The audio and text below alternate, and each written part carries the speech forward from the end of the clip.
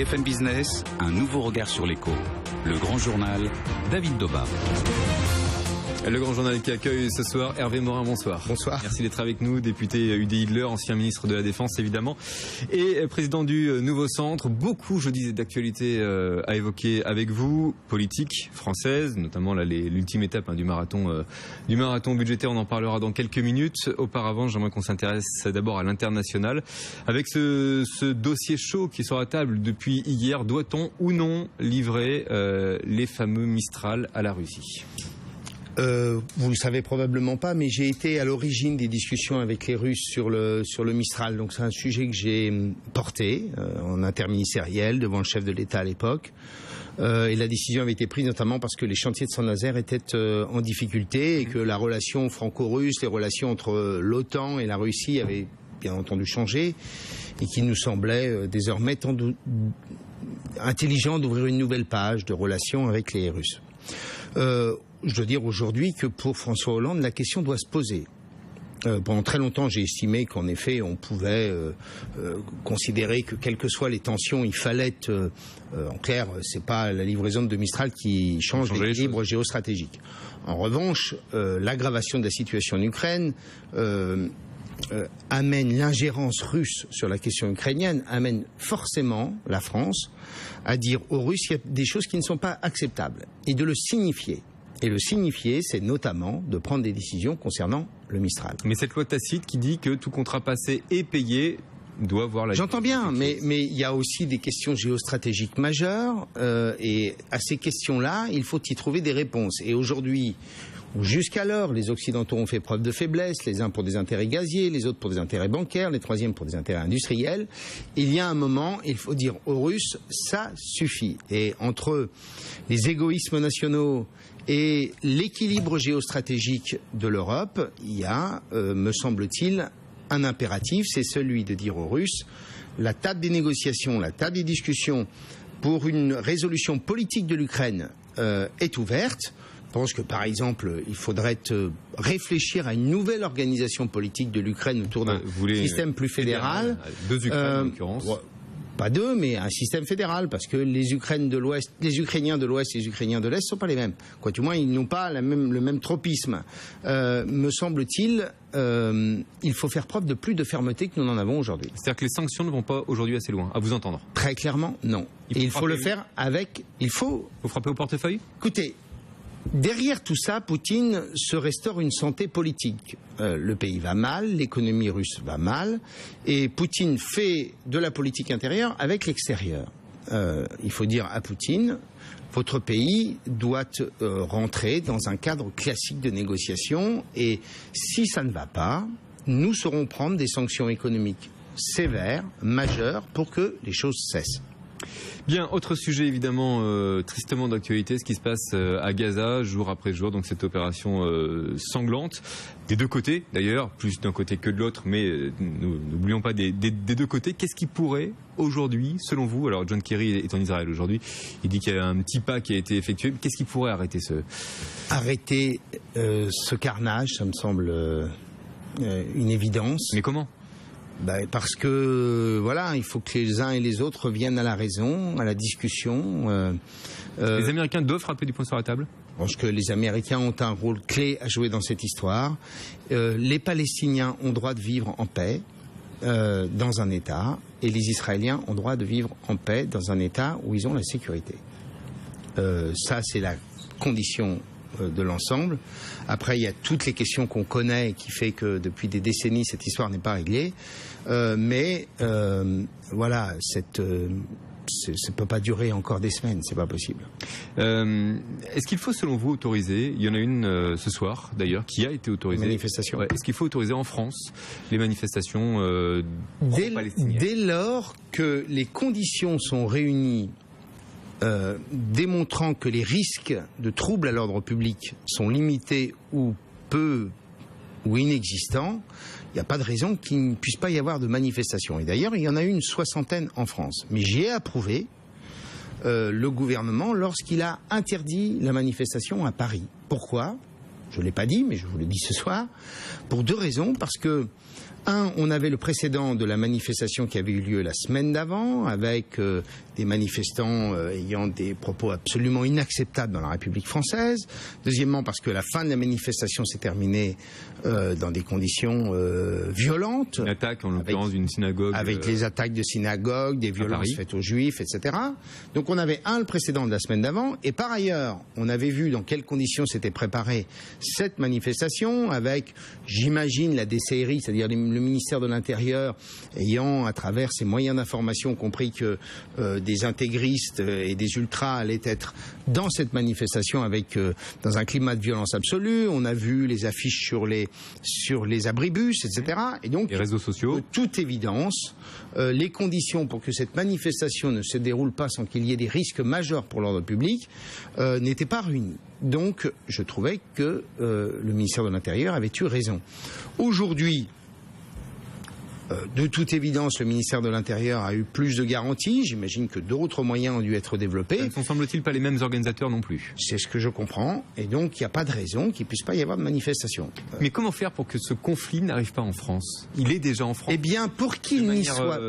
Bien sûr, mais pour qu'il n'y soit pas, cela impose un grand sens de la responsabilité de l'ensemble des acteurs de la vie politique française. C'est un sujet extrêmement sensible. C'est de la nitroglycérine, ce sujet-là. Surtout dans une société aussi fragmentée et aussi fragile que la nôtre aujourd'hui, où le ciment social est le vivre ensemble est aussi atteint.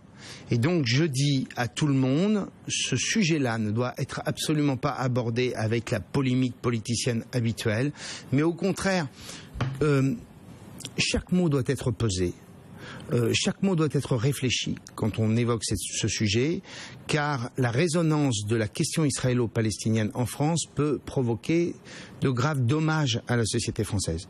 Et ça, je pense que c'est une responsabilité que nous devons tous avoir, notamment ceux qui aspirent à être un jour au pouvoir, parce que voilà, quand on se dit un parti d'alternance, quand on se dit un parti de gouvernement, il y a des sujets sur lesquels on doit éviter la polémique inutile. Alors je suis désolé, ça va faire un peu liste comme ça, on va sauter du coq à l'âne. C'est vous le patron. Énormément de, mais je l'assume totalement.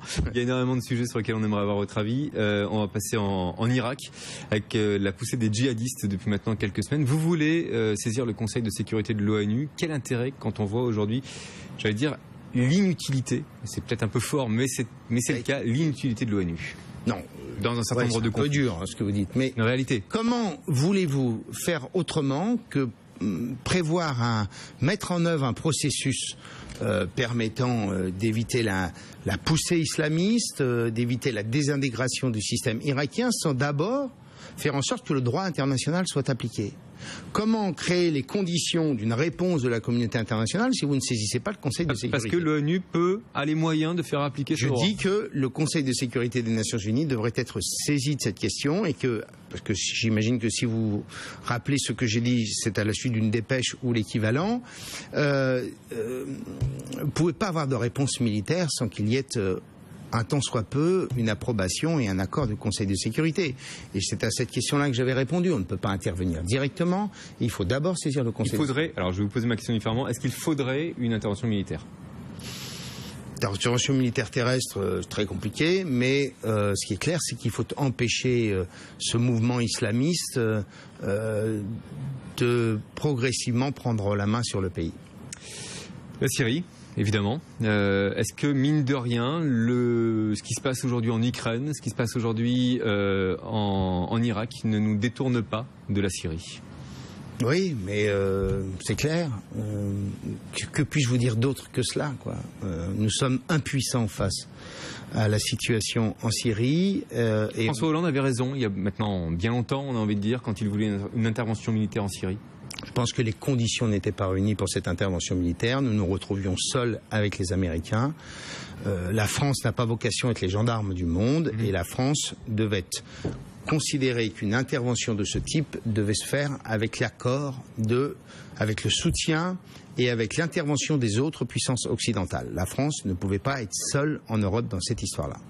Allez, on en vient à la politique intérieure, évidemment, avec notamment donc l'ultime étape aujourd'hui du marathon budgétaire. Et une déclaration aujourd'hui d'Hervé Mariton, j'imagine que vous la partagez, mais je vous pose tout de même clairement la question, est-ce que pour vous, la politique, notamment fiscale du gouvernement, reste toujours aussi floue ? Il n'y a aucune stabilité fiscale, aucune stabilité juridique. Tout ça tourne à vide en fait. Les déclarations se succèdent aux déclarations. On a le sentiment que rien ne change, que rien ne bouge. Vous avez... L'argument... Je vais prendre un exemple. J'ai entendu François Hollande il y a 15 jours expliquer qu'il proposait aux partenaires sociaux qu'il y ait un travail sur la formation professionnelle. Très bien. Sauf qu'il oublie de dire qu'il y a 6 mois, nous avons débattu dans l'hémicycle, j'étais le porte-parole de mon groupe, sur un projet de loi sur la formation professionnelle dont moi j'ai expliqué qu'il n'était absolument pas la réponse à une vraie question, qui est de permettre de redonner une deuxième chance à ceux qui ont moins en termes de formation, qui ont moins bénéficié de l'école. Et le gouvernement à l'époque nous a expliqué que c'était l'alpha et l'oméga de la réforme. Bon, très bien, c'est bien la preuve que ça ne l'était pas.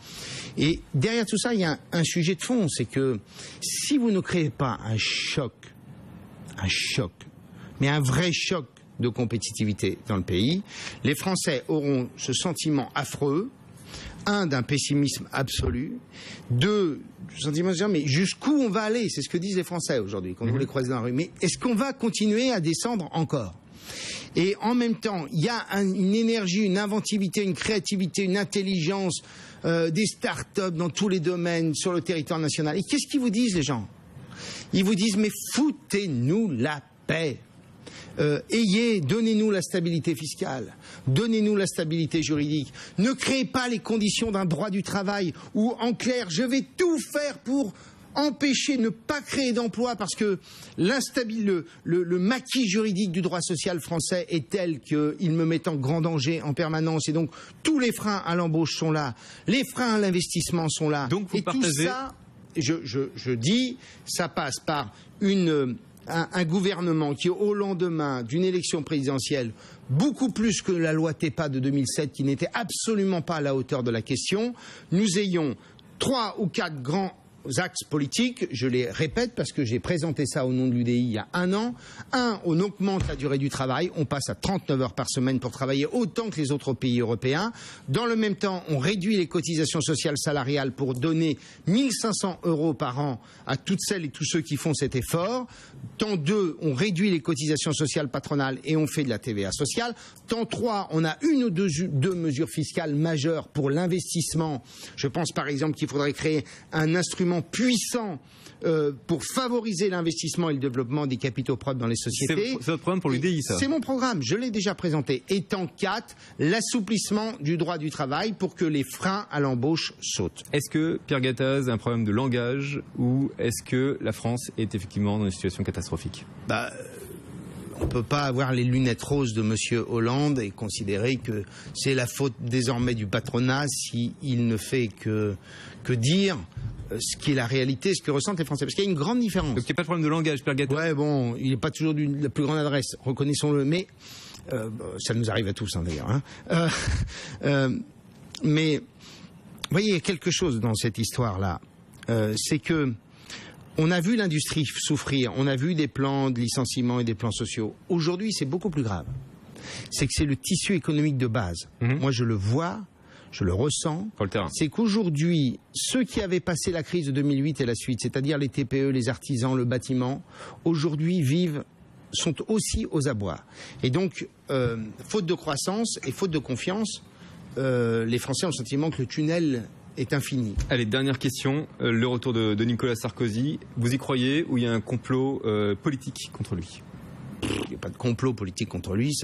La théorie du complot, on nous la sort tous les ans sur tous les sujets. Je ne suis pas simplement pour lui, mais enfin bon.